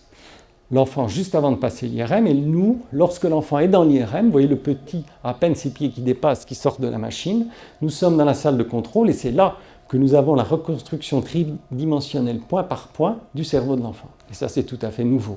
Alors non seulement c'est très précis, mais on a aussi l'ordre temporel des activations en IRM à la seconde, ce qui est déjà très bien, mais comme en psychologie, beaucoup de résultats portent sur les millisecondes, on a une autre technique d'électroencéphalographie haute densité qui nous permet d'avoir une information à la milliseconde.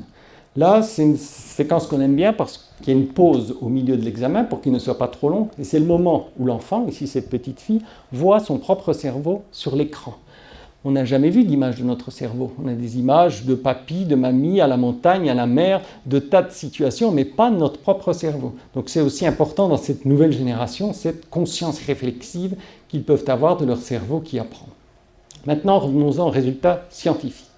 La découverte que l'on a faite avec tout le groupe d'enfants que vous avez observé, que je vous ai montré tout à l'heure, c'est que cette fameuse tâche de conservation du nombre de Piaget mobilise une région très connue, notamment confirmée en imagerie chez l'adulte par Stanislas Dehaene, une région du dénombrement. Donc toute tâche de mathématiques ou de quantification mobilise un épicentre du cortex pariétal, c'est le lobe pariétal de notre cerveau, et cet épicentre s'appelle le sillon intrapariétal. Donc c'est retrouvé dans tous les laboratoires du monde qui font une imagerie cérébrale. Lorsqu'on doit porter un jugement quantitatif, même parfois des équations complexes, on a toujours cette région qui s'active. L'intérêt du résultat qu'on a trouvé, c'est que vous voyez qu'il n'y a pas que cette région. Pour que l'enfant réussisse la conservation du nombre, il faut aussi que très très loin, de façon très distante, dans son cortex préfrontal, il active cette région qu'on appelle le cortex préfrontal inférieur droit. Ici, la tâche est très visio-spatiale, donc c'est dans l'hémisphère droit. D'autres tâches plus linguistiques, de raisonnement par exemple, sur des règles conditionnelles, mobilisent la région homologue à gauche. Et dans le résultat, nous avons les deux. Ici, c'est plus économique pour l'enfant de gérer dans le même hémisphère. Le cortex préfrontal inférieur droit, qui lui aussi, par nos études, mais beaucoup d'autres, est confirmé comme étant l'épicentre de notre capacité d'inhibition des automatismes et des heuristiques. Dès l'instant où on doit inhiber un automatisme, qu'il soit moteur ou cognitif, il faut mobiliser cette région, qui elle-même, comme on l'a vu, a une maturation très très lente, parce que c'était la dernière courbe de maturation.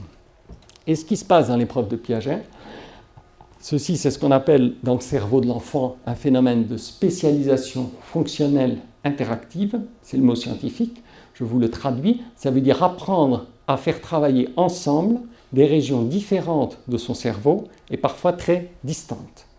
Elles doivent se spécialiser ensemble.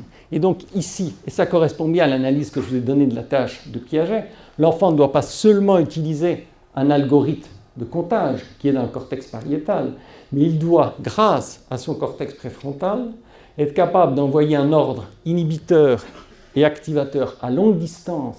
Il y a des neurones à axones longs dans le cortex préfrontal et uniquement, envoyer un ordre inhibiteur et activateur à longue distance dans le cortex pariétal pour dissocier l'algorithme de comptage de l'heuristique spatiale. Et pourquoi est-ce dans la même région? Parce qu'il se fait que dans le cerveau humain, c'est dans le cortex pariétal que l'on construit aussi l'espace, la géométrie, la longueur. Et donc finalement, un peu à l'aveugle, mais Piaget avait une excellente intuition en créant cette situation parce qu'elle était un vrai défi pour le cerveau de l'enfant, lié à la co-construction dans la même partie du cerveau de l'espace et des maths, pour dire rapidement.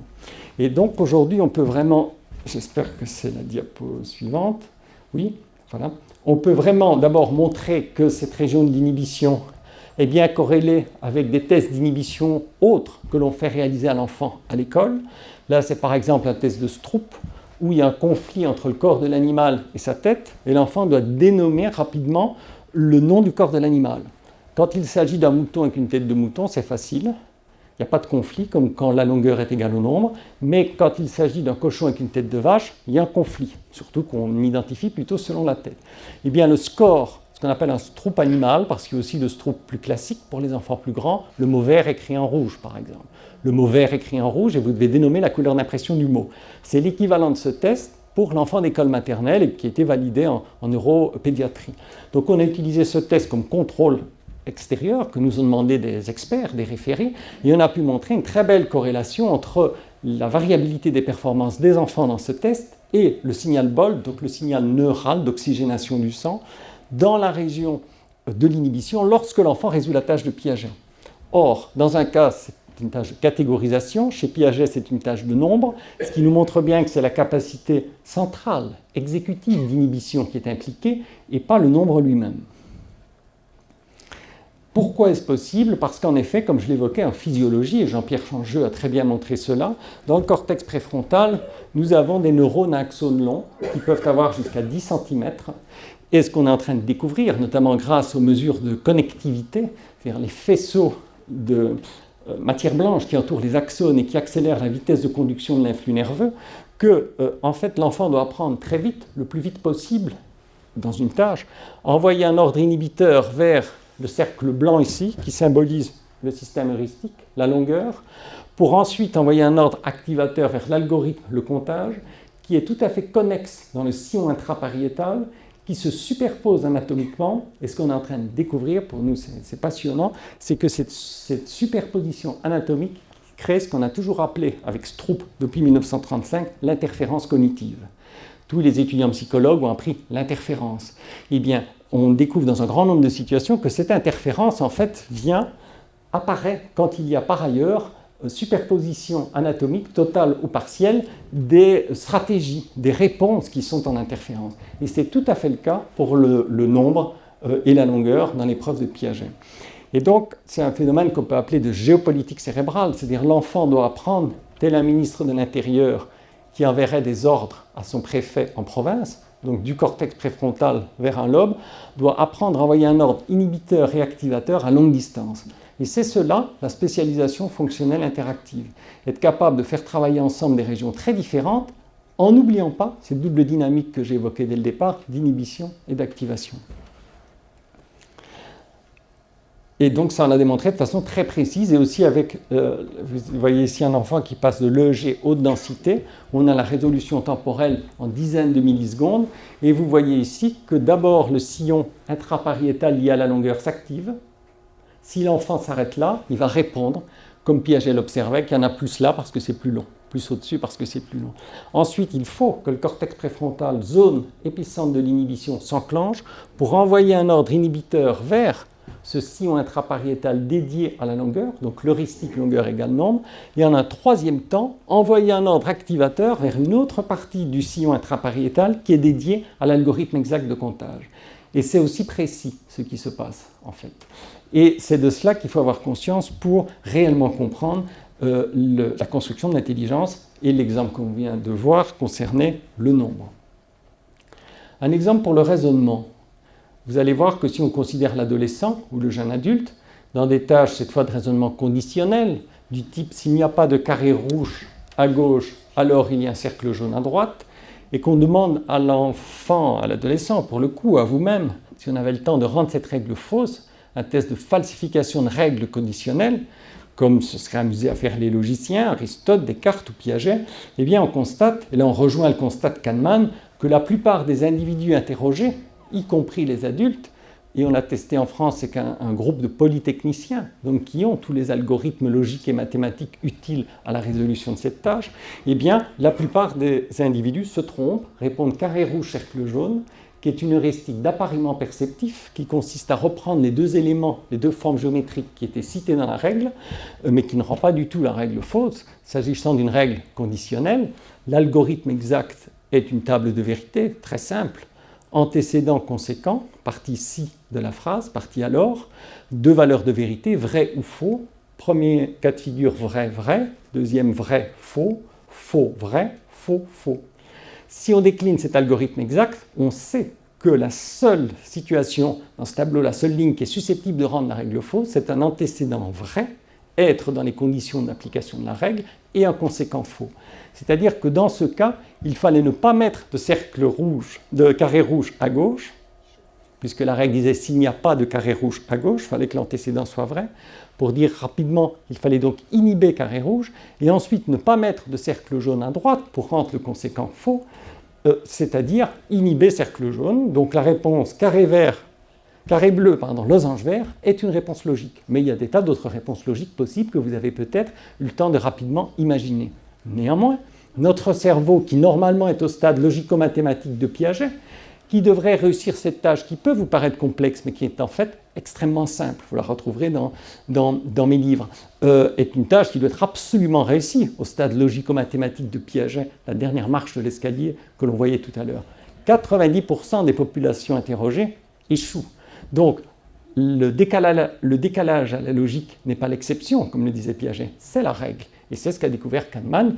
Pourquoi il a eu son prix Nobel d'économie, à savoir que très souvent nous sommes heuristiques et irrationnels, et ici l'heuristique elle est perceptive. Alors ce que nous avons fait, dans le même esprit que l'observation des enfants, par exemple dans la tâche de conservation du nombre, on a absolument voulu savoir ce qui s'opérait dans le cerveau lorsque l'on faisait cette erreur, et surtout quel type d'apprentissage, de neuroéducation est susceptible de corriger l'erreur. Et c'est ainsi qu'on a découvert, et j'y reviendrai longuement demain pour vous montrer comment on a provoqué cette reconfiguration neuronale, on a découvert que lorsque les élèves parvenaient à sortir de leur erreur d'appariement perceptif, donc d'un raisonnement très visio-spatial, ils étaient capables de mobiliser leur cortex préfrontal et d'inhiber l'heuristique pour activer l'algorithme exact de table de vérité. Mais la grande leçon de cette observation, c'est que spontanément, ils ne le font pas. Donc spontanément, ils n'ont pas un comportement qui correspond au stade des opérations logiques et formelles de Piaget. Et ça, c'est l'erreur qu'a fait Piaget entre son excès de logique, d'épistémologie et la psychologie elle-même. Parce que la vraie psychologie de l'adolescent et de l'adulte, c'est que précisément, on se trompe dans ce type de tâche. On ne mobilise pas son raisonnement hypothético-déductif, mais le cerveau bricole autrement. Et il a raison parce que très souvent, pour rendre une règle fausse, on utilise l'appariement perceptif. Si je vous dis n'imaginez pas un éléphant rose, tout le monde imagine un éléphant rose. Si on dit à un enfant il ne reste plus de glace au chocolat, il y pense toute la journée. Ce n'est pas rationnel ce que je dis, mais ce sont des tas d'éléments qui construisent peu à peu ce type d'heuristique qui fait qu'on croit que ce qui va contre une règle conditionnelle et qu'une négation dans l'antécédent, c'est de reprendre les éléments cités dans la règle. Vous voyez les impacts que ça peut avoir dans le domaine juridique aussi.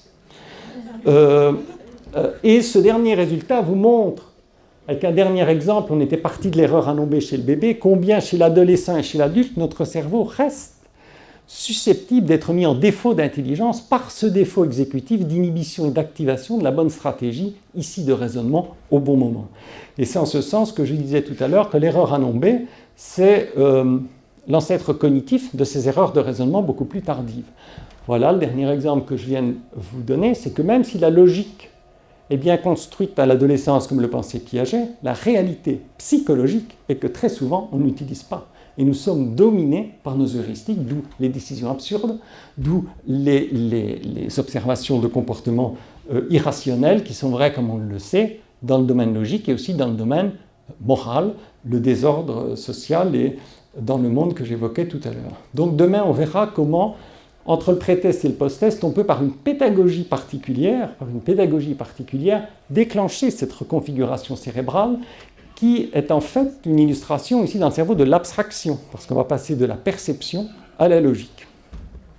Alors je vais vous donner quelques éléments pour vous donner envie de revenir demain, et ensuite on passera aux questions. Alors là, une fois de plus, c'est dans cet esprit-là. On verra des situations d'entraînement à la logique, telles qu'on les fait classiquement à l'école, et on verra que de répéter l'algorithme exact de la table de vérité fait que l'élève comprend, évidemment, dans la situation où on l'explique, mais ne va pas transférer dans des situations nouvelles où le piège de raisonnement réapparaît. Et qu'il faut lui apprendre avec un système très pratique d'inhibition et d'activation, qui est une épure pédagogique, qui correspond exactement au modèle théorique que je vous ai montré au départ. On apprend par l'action à inhiber et activer des cartons-réponses qui eux-mêmes correspondent pour les uns à des heuristiques et pour les autres à des algorithmes. Et cela, on le fait chez l'adulte, mais on le fait dès l'école maternelle. Et en fait, ces deux systèmes, soit un attrape-piège qui va entraîner l'inhibition, où l'enfant va glisser sa réponse spontanée sous des hachures, qui fait qu'il ne peut plus l'utiliser, mais ces hachures, cette zone hachurée est transparente, parce qu'il y a une trace de l'erreur. Ce n'est pas une erreur définitive, comme l'aurait cru Piaget, ou qui correspond à un stade archaïque qui doit disparaître. C'est une heuristique qui va remarcher juste après. Donc c'est une inhibition temporaire pendant la tâche, c'est une pédagogie positive de l'erreur, visualisation de l'erreur, mais dans ce cas-là, le carton, donc l'erreur qui correspond à l'heuristique, et le professeur doit à ce moment-là faire une cartographie des heuristiques en jeu, doit être bloqué, inhibé, pour prendre un carton-réponse qui n'était pas du tout la réponse spontanée de l'enfant, mais qui correspond à un algorithme logique exact. Et on se rend compte que c'est cet apprentissage-là, et uniquement celui-là, c'est pas qu'on se rend compte, on observe directement, qui entraîne la reconfiguration cérébrale que je vous ai présentée, alors que l'apprentissage à la logique sert dans la tâche, mais n'entraîne pas ce transfert métacognitif et cette reconfiguration cérébrale. Or, ça, c'est ce qu'on fait en général à l'école. Et c'est ce qu'on fait avec les enfants. Quand on se trompe, on répète la notion, on réexplique l'algorithme. Cette façon de dissocier des situations d'apprentissage qui provoquent des reconfigurations cérébrales peut nous faire espérer, c'est la seule diapositive en anglais, pardonnez-moi, qu'on commence aujourd'hui les tout premiers pas, c'est très modeste, de vraies sciences de l'éducation, comme avec Claude Bernard au XIXe siècle, la médecine, depuis ou après les médecins de Molière, est peu à peu devenue une science expérimentale et la physiologie. Et cette découverte par cet entraînement de l'inhibition cognitive, donc du cortex préfrontal, de la découverte par l'enfant lui-même, par l'élève, de la solution, c'est-à-dire qu'il va passer d'une erreur de logique ici en bleu clair à une solution logique, cette différence n'est observée que dans une condition particulière, sur laquelle nous reviendrons demain, avec un apprentissage particulier. Et ça, pour moi, et c'est ce que je développe dans le livre chez Mardaga, c'est le cœur du début de la neuropédagogie. C'est-à-dire qu'on peut, par des situations psychologiques, concrètes, faites à l'école, entre un élève et son professeur, on est ici dans une zone proximale de développement, comme l'aurait dit Vygotsky, une interaction sociale, on peut observer l'effet à la fois sur les performances et sur le cerveau, et surtout, le passage par le cerveau nous permet de savoir, en lien avec d'autres études, quelle fonction est exactement sollicitée. Et on ne confond plus, par exemple, si on reprend la tâche de Piaget, l'espace et le nombre. On sait que c'est une situation plus spécifique. Donc l'éducation, par exemple, dans ces images, est la clé de cette reconfiguration cérébrale. On pense souvent que l'imagerie cérébrale nous montre simplement où les choses se passent, ce qui peut n'intéresser au final qu'un biologiste ou un anatomiste. Ici, ce n'est pas cela. C'est passer par l'imagerie cérébrale pour tester l'impact de pédagogie et savoir sur quoi exactement, sur quel processus neurocognitif les pédagogies s'observent.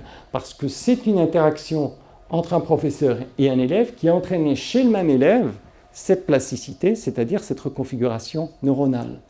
Donc on n'est plus dans la phrénologie, à savoir la bosse des maths ou telle région, c'est précisément comment dans une même tâche, par une intervention psychologique, on est capable de mobiliser des régions et des réseaux complètement différents.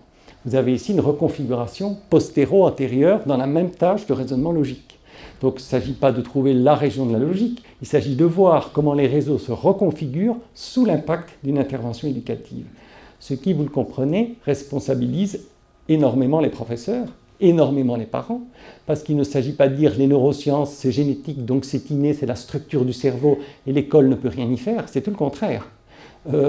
L'école a un impact énorme sur le cerveau des élèves et il faut plus finement mesurer par des allers-retours du laboratoire à l'école quel type d'impact on peut avoir.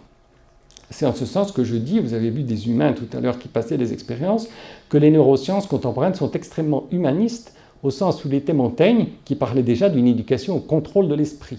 Et ceci, c'est une éducation au contrôle de l'esprit dans une tâche de raisonnement. Vous retrouvez donc ce système heuristique pour le raisonnement chez l'adulte et l'adolescent, l'inhibition de l'heuristique d'appariement perceptif pour activer l'algorithme qui était la table de vérité logique que j'ai rapidement déclinée. Et pour les philosophes d'entre vous, on retrouve aussi la distinction de Pascal entre esprit de finesse et esprit de géométrie. La finesse sont les heuristiques, la géométrie sont les algorithmes. En classe, on décline maintenant ces découvertes avec des situations que les professeurs imaginent dès la classe de maternelle. Je vous ai parlé de polytechnicien tout à l'heure, mais on peut commencer très très tôt.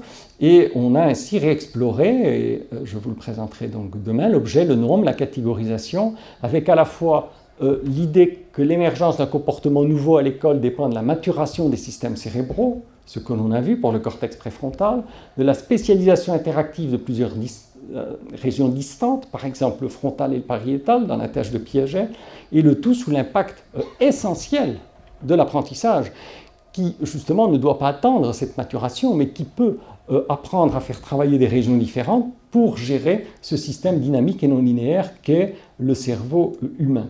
Toutes ces recherches sont collectives. Vous avez ici une photographie de mon laboratoire à la Sorbonne. Vous voyez tous ces jeunes gens, professeurs, chercheurs au CNRS, maîtres de conférences, doctorants. Encore une doctorante, cette jeune fille-là soutenait sa thèse ce matin. Tous ces jeunes gens travaillent sur ces questions, vont consacrer leur vie à comprendre le lien entre développement du cerveau, psychologie de l'enfant, du développement et éducation.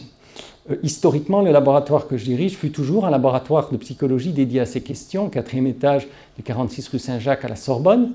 Théodule Ribot, Alfred Binet, qui a inventé les échelles d'intelligence qui devinrent le quotient intellectuel, Henri Pierron, Jean Piaget, qui a fait des stages. Et aujourd'hui, nous utilisons des situations classiques, informatisées. Tous les niveaux d'organisation du vivant sont observés. On a vu des exemples d'imagerie cérébrale jusqu'au comportement. Mais on peut aussi aujourd'hui faire des mesures génétiques salivaires pour des gènes d'intérêt liés à la réceptivité à l'apprentissage ou à la modulation d'un endophénotype, c'est-à-dire la dopamine, qui est la substance chimique qui module ces fonctions exécutives d'inhibition et d'activation dans le cortex préfrontal. Et tous les enfants sont différents à cet égard. Nous avons aussi des logiciels d'intelligence artificielle qui détectent la variabilité interindividuelle structurale dans le cerveau humain, qui est très grande, et il faut la comprendre.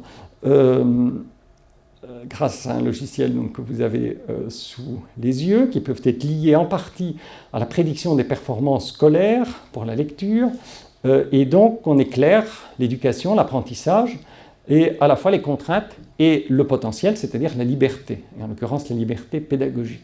Un siècle d'école a donc traversé ce laboratoire, puisqu'il fut créé dans la période post-Jules Ferry pour comprendre les difficultés des enfants des écoles. Et aujourd'hui toujours, nous signons avec les recteurs, vous avez ici le recteur de l'Académie de Paris, de Versailles et de Créteil, des conventions, parce qu'au quotidien, on collabore avec les écoles, et notamment, vous aurez peut-être déjà le temps de regarder ce soir, on essaie de le faire à grande échelle, au-delà de notre réseau parisien, via l'éditeur Nathan, qui a construit une plateforme numérique, un réseau social pédagogique, un lab pédagogique dans lequel nous offrons depuis cette rentrée, pour les cycles 1, 2 et 3, donc de la maternelle à la fin du primaire,